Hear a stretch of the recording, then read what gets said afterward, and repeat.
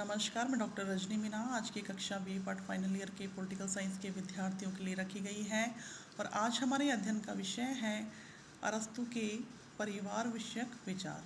अरस्तु ने स्त्री पुरुष तथा स्वामी और दास के योग से जो समूह बनता है उसे परिवार के रूप में देखा। अरस्तु का मानना था कि परिवार मानवता की प्रथम पाठशाला है और उसी में रहकर व्यक्ति के व्यक्तित्व में सहयोग, सहानुभूति, संवेदना, स्नेह तथा त्याग के गुण विकसित होते हैं।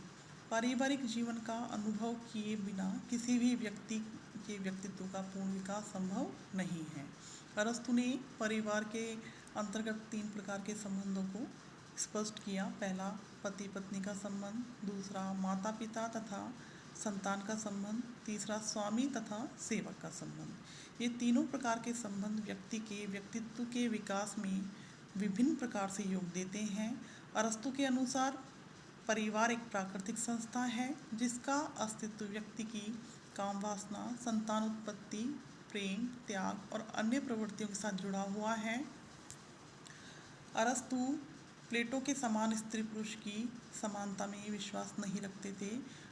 प्लेटो ने स्त्री को भी पुरुषों के समान शिक्षा का अधिकार प्रदान किया और प्लेटो ने सार्वजनिक कार्यों में भी स्त्रियों के भाग लेने पर बल दिया, किंतु अरस्तु के विचार इसके विपरीत हैं। अरस्तु के अनुसार पुरुष का विशेष गुण आदेश देना है और स्त्रियों का विशेष गुण आदेशों की पालना करना है।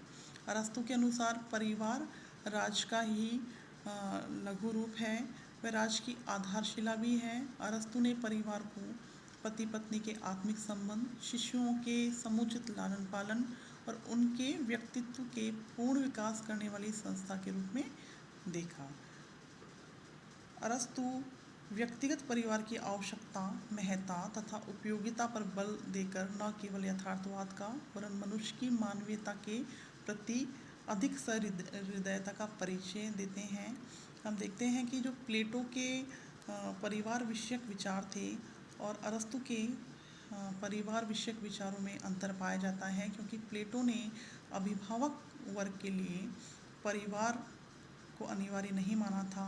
प्लेटो का मानना था कि यदि अभिभावक वर्ग का अपना परिवार होगा तो वो शूद्र हितों में लिप्त हो जाएंगे और अपने सार्वजनिक कर्तव्यों का निर्वहन सही ढंग से नहीं कर पाएंगे। इसलिए प्लेटो अभिभावक वर्ग को परिवार के सुख से वंचित कर देते हैं, किंतु अरस्तु ने सार्वजनिक कर्तव्यों के निर्वहन के लिए बहुत से गुणों का विकास परिवार के अंतर्गत माना। उनका मानना था कि उदारता, त्याग इत्यादि जो भावनाएं हैं, इन सब का विकास मनुष्य के अंतर्गत परिवार में रहकर ही हो सकता है।